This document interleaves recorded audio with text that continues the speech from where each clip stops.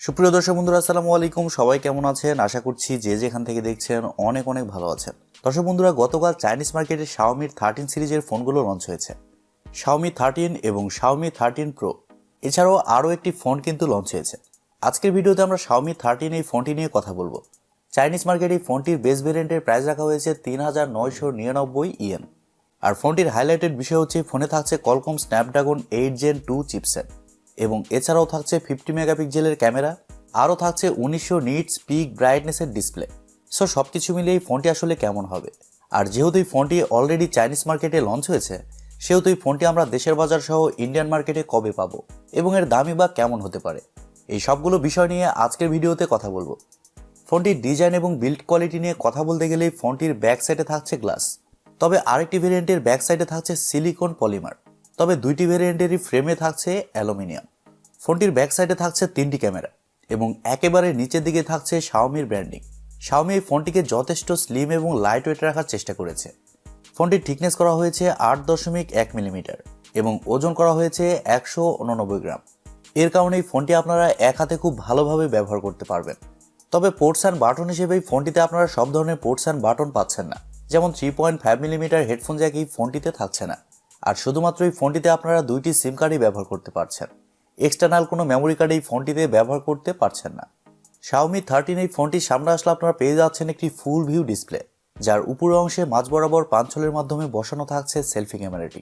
আর ভালো ব্যাপার হচ্ছে এই ফোনে থাকছে ইন ডিসপ্লে ফিঙ্গারপ্রিন্ট সেন্সর, যা খুবই ফাস্ট এবং অ্যাকুরেট বলে জানতে পেরেছি। এই ফোনটির ভালো দিক হচ্ছে এই ফোনে থাকছে IP68 dust and water resistant, অর্থাৎ এই ফোনটি ওয়াটারপ্রুফ। সর্বোচ্চ 1.5 মিটার পানির নিচে এই ফোনটি আপনারা 30 মিনিট পর্যন্ত রাখতে পারবেন। আর এছাড়াও এই ফোনে থাকছে স্টেরিও স্পিকার সিস্টেম, যার কারণে ফোনটির অডিও কোয়ালিটিও কিন্তু খুবই ভালো হবে। সারপ্রাইজলি ফোনটি আপনারা 7টি কালার ভেরিয়েন্টে পেয়ে যাবেন: black, blue, white, mint, grey এবং dark blue, red, green, yellow. 7টি কালার, বুঝতে পারছেন? সো ওভারঅল সব কিছু মিলে এই ফোনটির ডিজাইন এবং বিল্ড কোয়ালিটি আপনাদের কাছে কেমন লেগেছে কমেন্ট করে আপনাদের মূল্যবান মতামত অবশ্যই জানাবেন।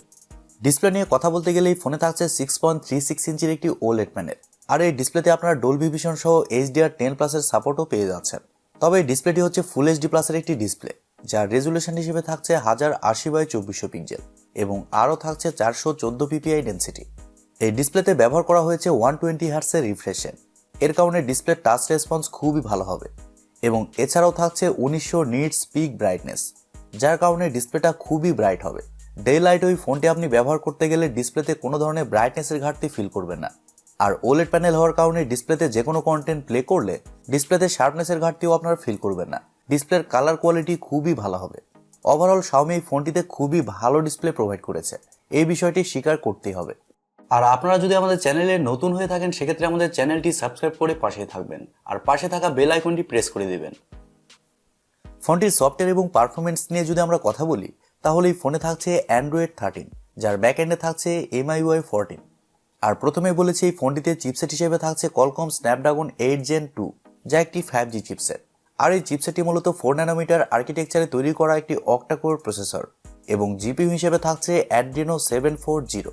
দর্শক বন্ধুরা, Qualcomm Snapdragon 8 Gen 2 এই চিপসেটটা কিন্তু কিছুদিন আগে লঞ্চ হয়েছে, আর এই চিপসেটের কিন্তু হিটিং ইস্যু রয়েছে। তবে পারফরমেন্সের জন্য এই চিপসেটটা কিন্তু খুবই ভালো হবে। পারফরমেন্স এবং হিটিং ইস্যু এই দুইটি কিন্তু আলাদা জিনিস। আর Adreno 740 এই জিপিইউটি থাকার কারণে যে কোনো হাই লেভেলের গেমস একেবারে হাই সেটিংসে আপনারা খেলতে পারবেন। গেমস খেলার সময় কোনো ধরনের ল্যাগ বা ফ্রেম ড্রপ ফিল করবেন না।